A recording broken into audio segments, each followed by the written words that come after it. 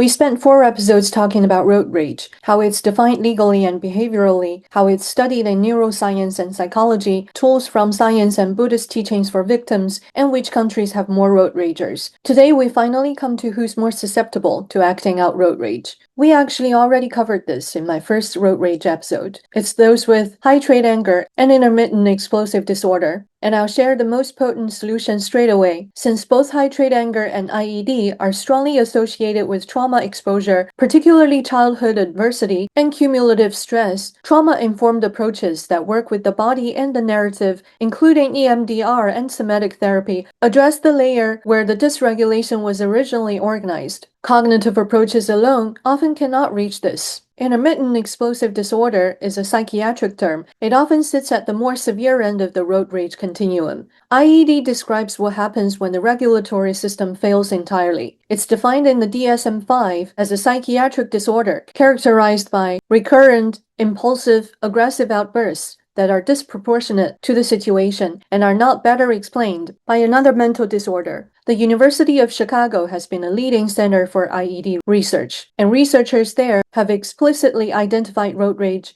as one of the disorder's most recognizable real-world expressions. People with IED don't just get angrier than average. Their brains are structurally less equipped to regulate that anger. Research suggests that people with IED show heightened amygdala reactivity and reduced functional connectivity between the amygdala and the prefrontal control regions, consistent with an overactive accelerator and underpowered brake in anger regulation. On the road, where threat signals are constant and humanizing cues are stripped away, that neurological gap becomes a public safety risk. Crucially, IED outbursts are impulsive, not premeditated, not for gain. People with IED often feel genuine regret and shame afterward. That regret, if unprocessed, becomes part of the cumulative stress that makes the next episode more likely. It's a self-reinforcing loop. Explosion, shame, withdrawal, build-up, explosion again. We have just noted that researchers have explicitly identified road rage as one of IED's most recognizable real-world expressions.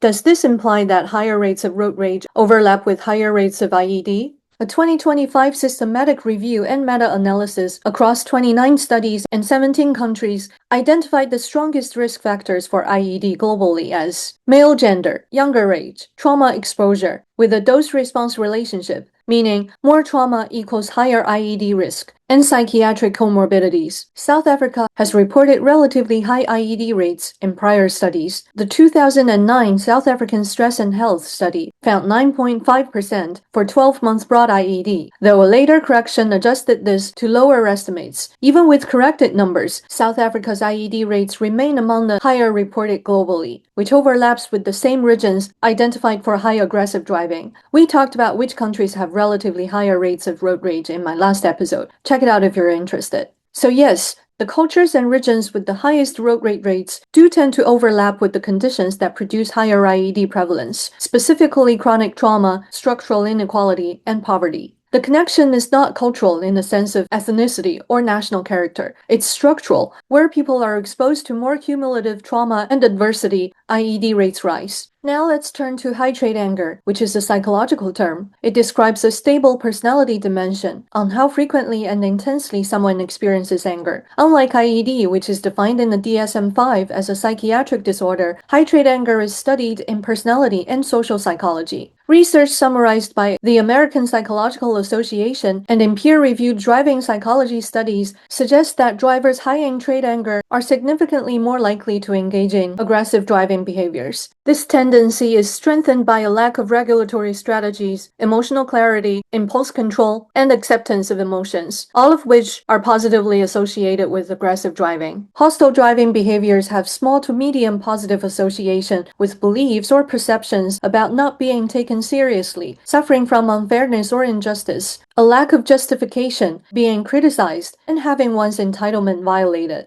Together, these findings suggest that high trait anger amplifies road rage by increasing the frequency and intensity of anger experiences while reducing the capacity to regulate them. Research also suggests that the conditions that cultivate high trait anger, including chronic stress, perceived injustice, uncontrollable circumstances, and feelings of not being taken seriously, are more prevalent in high-power distance, high-inequality societies. The expression of anger also varies culturally. In some high-uncertainty avoidance cultures, emotional expression, including anger, may be more normalized and visible. In high-power distance cultures, anger tends to be suppressed toward those higher in the hierarchy and displaced toward those below or onto anonymous targets like other drivers. So high-trait anger is likely more prevalent in the same high-inequality, high-stress cultural contexts. If you know someone who's diagnosed with IED or who's been assessed as having very high-trait anger, you've likely already been told by professionals that trauma-informed approaches are important, because we already mentioned that both high-trait anger and IED are strongly associated with trauma exposure, particularly childhood adversity and cumulative stress. Trauma-informed approaches that work with both the body and the narrative, including EMDR and somatic therapy, are often recommended. Cognitive approaches alone may not fully address these underlying regulatory patterns.